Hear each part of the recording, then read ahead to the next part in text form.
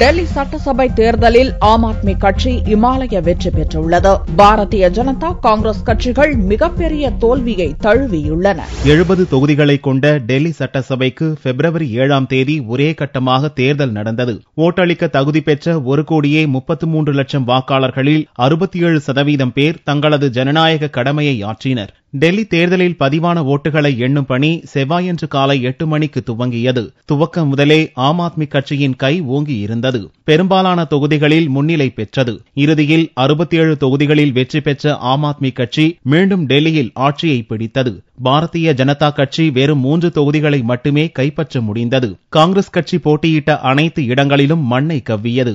பகுஜன் சமாஜ் கட்சி, இந்திய தேசிய லோக்தள் என பல்வேறு சிறிய கட்சிகளும் போட்டியிட்ட அனைத்து இடங்களிலும் தோல்வியை தழுவின. டெல்லி வரலாற்றில் இந்த அளவுக்கு அதிக இடங்களை ஒரு கட்சி வெற்றி பெற்றிருப்பது இதுதான் முதல் முறை. 2013ஆம் ஆண்டு நடந்த சட்டசபை தேர்தலில் ஆம் ஆத்மி கட்சி 28 இடங்களிலும், பாரதிய ஜனதா கட்சி 31 இடங்களிலும், காங்கிரஸ் கட்சி 8 இடங்களிலும் வெற்றி பெற்றன.